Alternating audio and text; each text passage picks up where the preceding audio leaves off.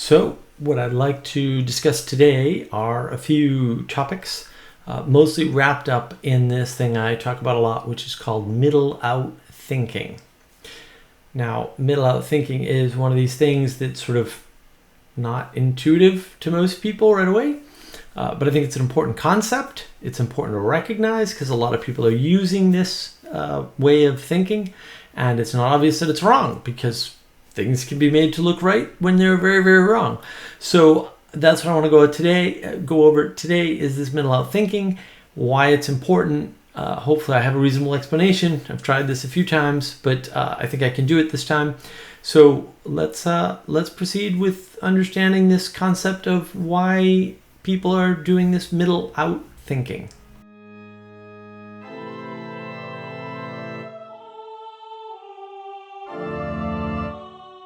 There's three sorts of things that are wrapped up together that seem to collide with middle out thinking.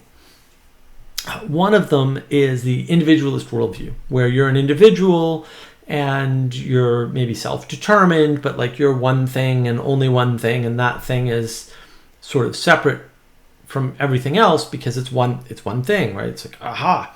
And there's another concept wrapped up with this, which is the materialist worldview, where it's like, oh, material, like, aha, a book, right? Like, aha, it's a material, I have it.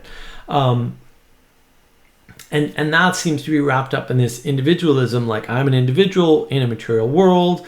And then there's the objective worldview. And the objective worldview is this space where you are disconnected, and the space that you're in is disconnected from everything else. And so it's an area to stand, to observe all of the things that are going on independent of your existence and independent of the existence of other things, we'll say. And so it's a way of casting this independence, this disconnectedness, this what I've been calling lack of intimacy. See my video on the intimacy crisis that I did with Andrea with the bangs. Lovely video.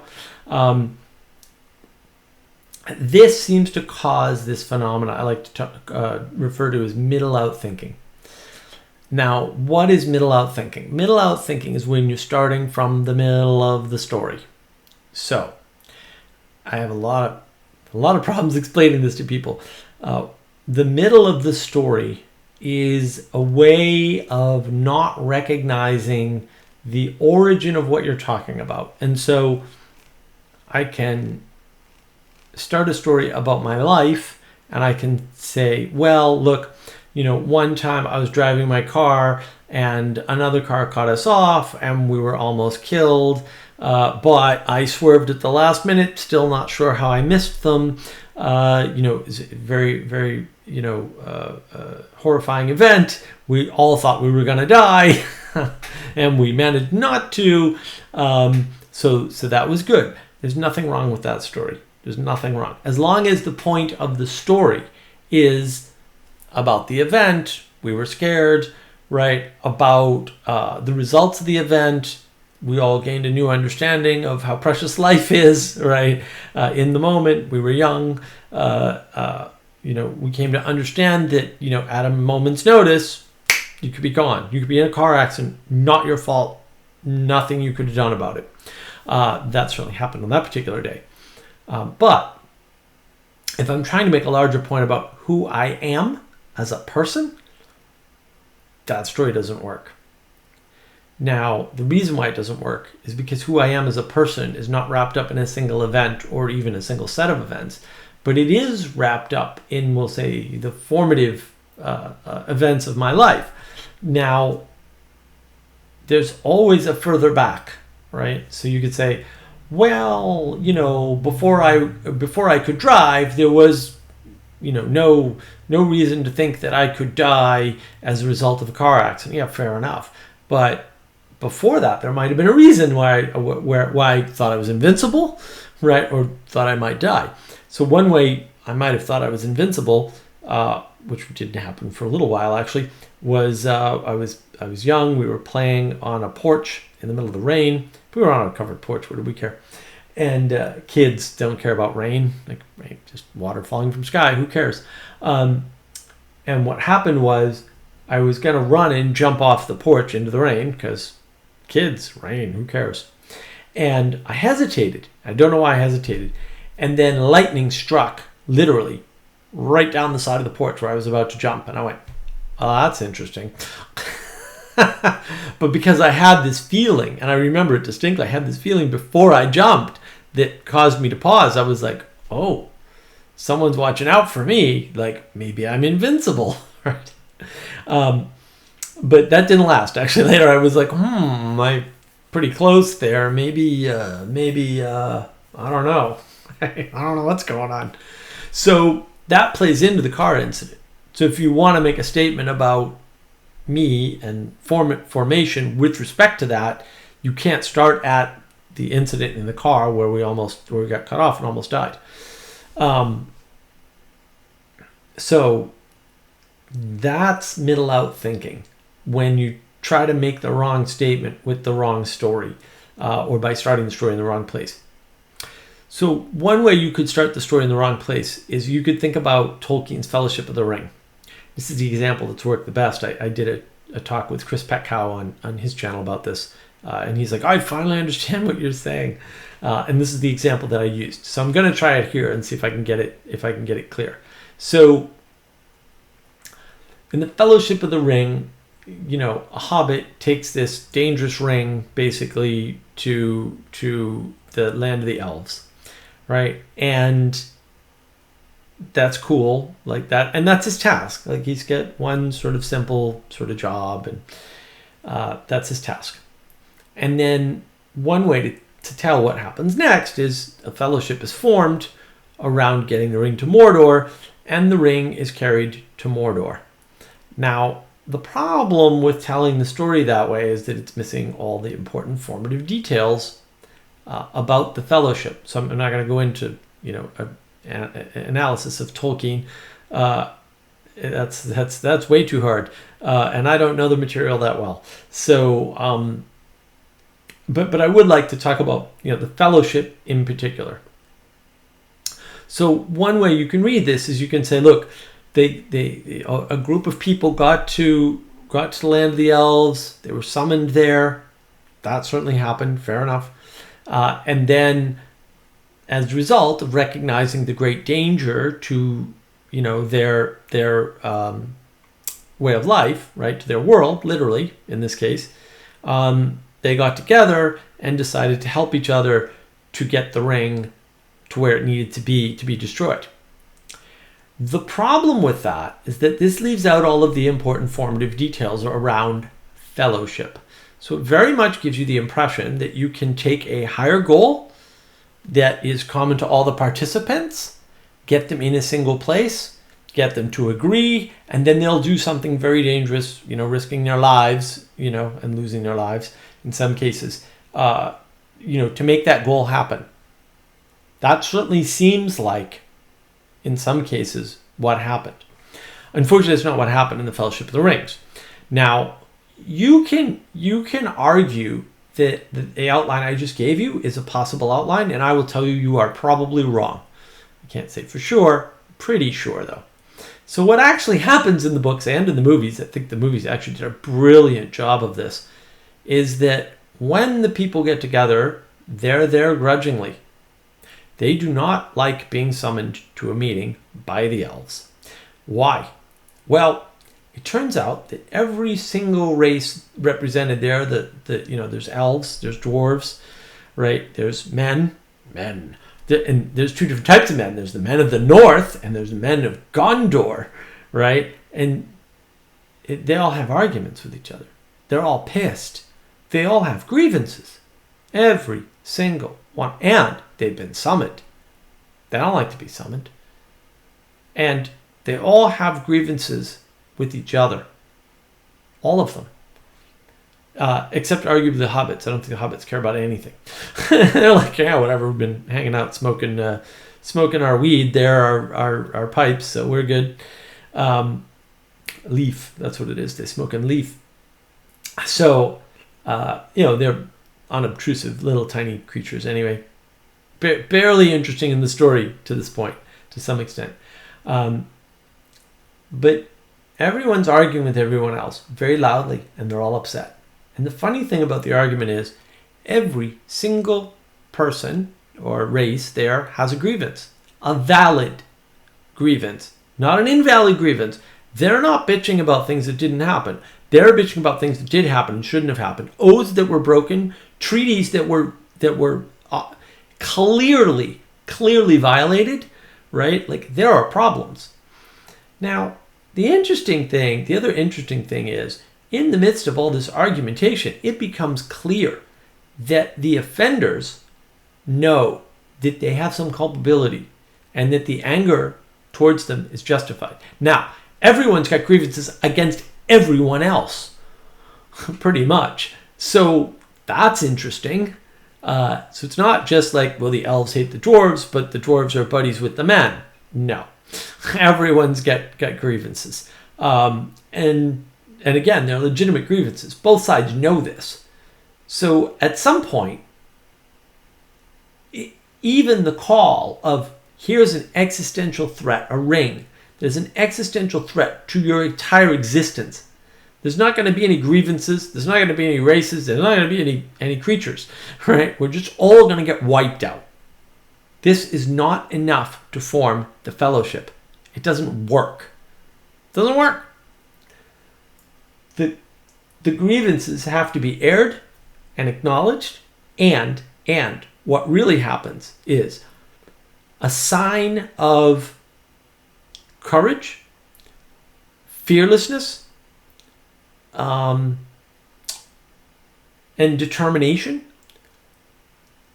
is given to all of the races and people there that are stronger and more capable and more experienced by what is ostensibly an innocent hobbit, right? Where he takes up the mantle of something that's way too big for him, obviously, and says, I'm going to do this thing for you guys and do my best at it.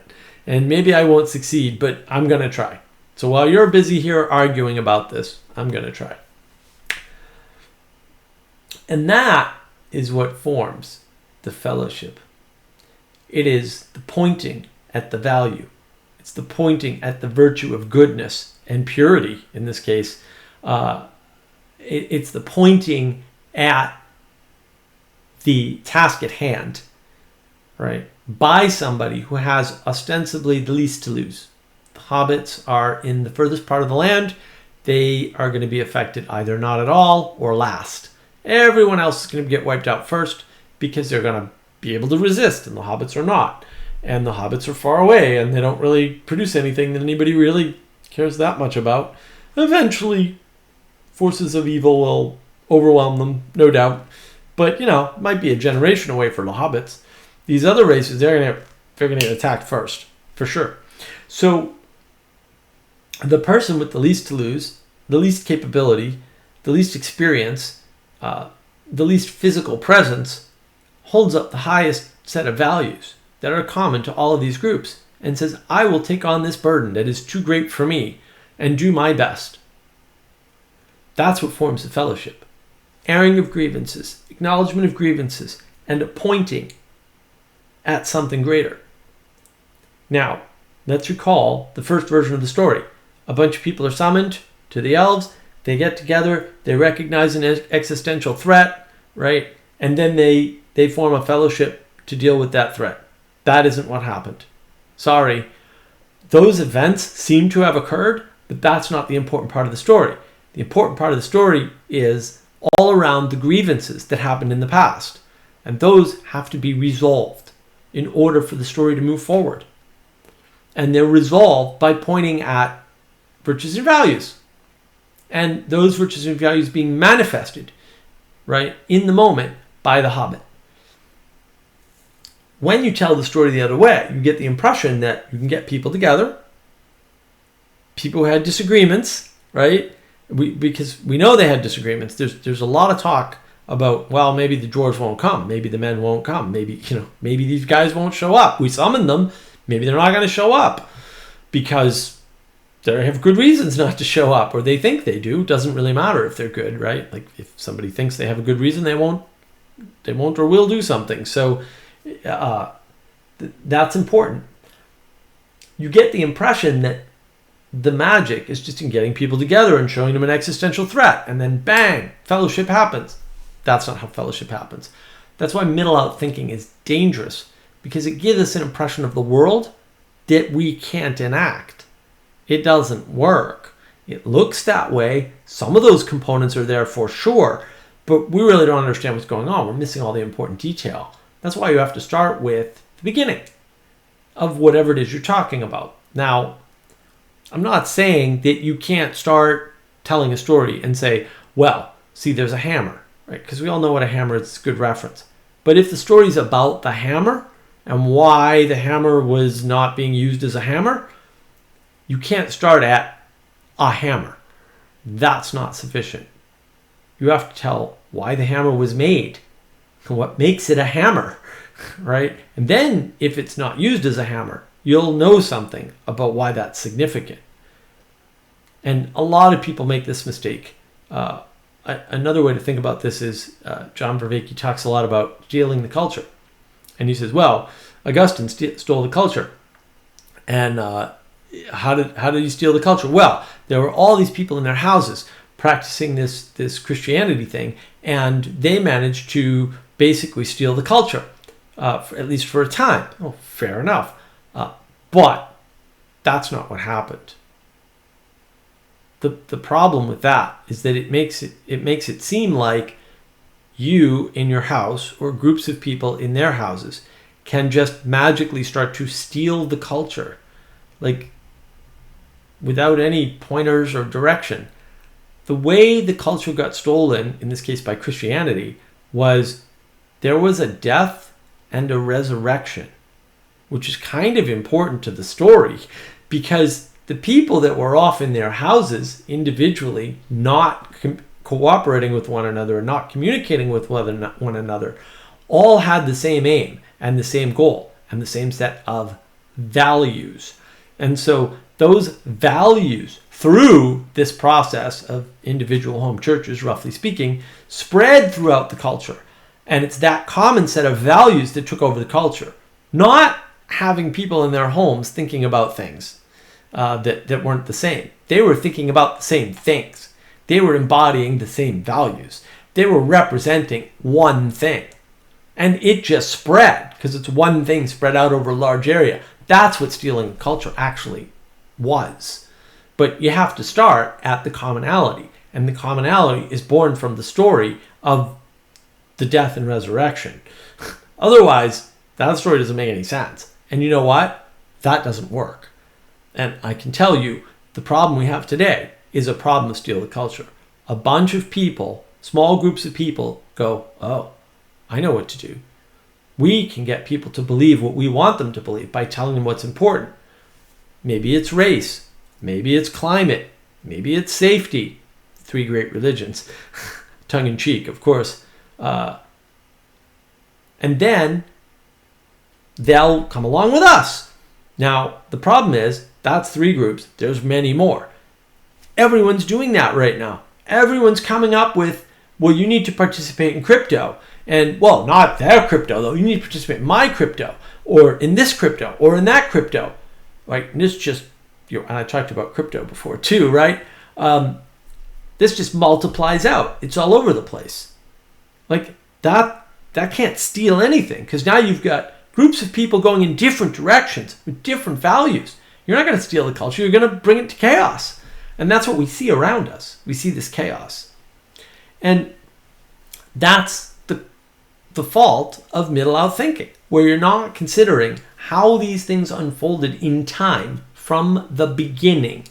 In other words, the starting point is really, really, really important. Depending upon where you start, you get different stories. So you can start with, well, the United States as a nation wasn't a nation until after the Revolutionary War. That's a fair thing to say. And you could say, well, yeah, but there were people here before. They were, But the Iroquois nation was only one nation. It wasn't the United States, by the way. There were other nations. So those were different nations. And explicitly so. They treated each other as different. They fought with each other. They had trading contracts. But they fought with each other. And that's part of the problem, is that there wasn't a single nation in North America until after the Revolution. And it was probably long after the Revolution, if you want to count all of North America, because obviously we only had 13 colonies to begin with. Starting in the middle of the story gives you a different impression. So you can say, well, it was really this after the Civil War. It's like, well, yeah, but the formation of the country, the reason why the Civil War happened, that's actually really important to the story of how we were a nation after the Civil War, because there's a framework in place before that. And the fact of the matter is there were people here before that, but they couldn't form a nation. They didn't form a nation before the cultures that emigrated here from the United States, the United Kingdom via the Netherlands, roughly speaking. And I use United Kingdom because it wasn't England. There's a lot of Scots-Irish, for example, in the South. So there's a way in which the immigration of the European Western tradition, or more likely the English Western tradition, because the European tradition is slightly different from the English one, which is slightly different from the American one, is the thing that formed the nation. And you can have arguments over whether or not it's one nation or 50 or 7 or whatever, and those are fair arguments. But largely speaking, we have a unified country now, and there wasn't a unified country in North America before the Revolutionary War. The Revolutionary War was the start of the unification of the country as an independent entity through a common binding culture. If you tell the story any other way, you come up with funny things. So you can start telling the story from the perspective of the natives that were here, and if you skip certain facts, like the trade caused smallpox to run through here long before settlers came, then you kind of miss some of the point, because when the settlers first got here, the Indians welcomed them, right? And because they had a dwindling population, and because they got wiped out by smallpox in the north through trading, and in the south through invasion. But that was mostly the Spanish, not the English. So these little details matter in the story, because you get a very different impression of the story when you're starting in the middle and not recognizing the pieces you're leaving out, which is the beginning. Now, again, it's fair enough to say, well, you need to start here. Do you, though? Sometimes you don't need to start so far back, and sometimes you need to start further back. And that very much depends on what you're trying to convey. It's not fair to convey the history of the United States by going back to when people may have crossed the Bering Land Bridge. Like, that's not helpful. Because those people and the waves that came after them, because there could have been 2 waves after that, and there could have been people here before that. We don't really know, actually. There's evidence both ways. Those people didn't form nations, or didn't form a single nation, I should say. They formed many nations, and those nations had different qualities and different values, and they fought, and they warred with each other, and they didn't have any resistance to diseases like smallpox, which wiped them out when they started trading with us. And look, the Revolutionary War in many ways was a small skirmish in a much larger war between England and France. And if you don't know that, you might think it was some conspiracy by England to take over the continent. No, it really wasn't. And you might see the later skirmishes with the Indians as bad faith, treaty breaking. The people that violated the first Indian settler treaties were Indians. This is actually well documented. It's King Philip's War. And there's a lot of arguments about this, but actually the scholarship's pretty good. If you read the original scholarship, the Indians broke the treaty mainly because France riled them up, because France was using the colonists as a way to fight England indirectly. Because this is a big war. It's a big war between England and France. It has nothing to do with these stupid little colonies with a handful of people in them, roughly speaking, right? There's these big nations running about, and we just slipped into the middle of the cracks. So if you don't understand that, the story that you tell gives you a bad impression of how the world works or worked in the past. And history is very important, because if you don't want to repeat the mistakes of the past, you better know what they are. So all of this goes back to middle out thinking. You have to be careful where you're starting the story. If you start the story in the middle, you'll get the wrong impression about how the world works. Because in the middle leaves out important details. And it's those details that seem to do things. So you can always tell a story that's based in pure materiality, but pure materiality doesn't move the world. It's moved by the world, right? It's moved by the spirit. And that's really important. So hopefully I've given you a flavor for the different ways in which you can fool yourself with middle out thinking, or you can be fooled by others by middle out thinking. Middle out thinking is everywhere. It's basically bad framing. It's people trying to justify their theories by telling a story that leaves out the important facts of where things started. The story of the United States starts with a bunch of settlers. The first couple of settlements were wiped out by the natives, by the way. And it doesn't start before that, right? Because those cultures, basically, some of them still exist, but most of them got wiped out. And most of them were wiped out before there were settlers here, by the way. So it wasn't the settlers that wiped them out. It was other cultures that were here or came here. So that's important to know. That's important to know where that story begins. If you want to say the story of the North American continent, yeah, that begins whenever people came over, but we don't know that story. So if somebody's telling you that story, they don't know what they're talking about, because nobody has the information. We have some information, but we don't really know, right? We don't even know when the Vikings got here. We have no idea. So it's good to know that. It's good to know that, maybe the Chinese landed on the West Coast, right? Maybe the Polynesians made it over here from Hawaii. Who knows? We don't know. There's lots of ways in which people fool you with that and tell you they know things that they don't, because they can tell a good sounding coherent story. So at some point I'll have to cover how to tell a good narrative from a bad narrative. But for now, this is just middle out thinking and something to watch out for. Are they starting in the middle of the story? Are they starting with assumptions like, oh, well, there's a nation or there's a country and that country is sovereign, and, were they ever sovereign? Are you sure? Were they just drawn on a map? What were they before they were a country, right? Were they one people? Are they made up of different groups? Did they have different languages? Were there people there before? All valid questions to ask. So that's the best I can do for middle out thinking for now. Hopefully that's clear. If it's not, leave me some comments. I'll try to address them. Maybe I can give more modern examples or more prescient examples or something. Or if you need to know if something's middle out thinking, you can ask me. Maybe I can tell you off the top of my head. It's sort of figures. What point are they trying to make? Like, where did they end the story? Did it end on a bad note? Are you sure it's a bad story that's supposed to end on a bad note? These are all things to look out for. So hopefully that helps. And I want to thank you for your time and attention.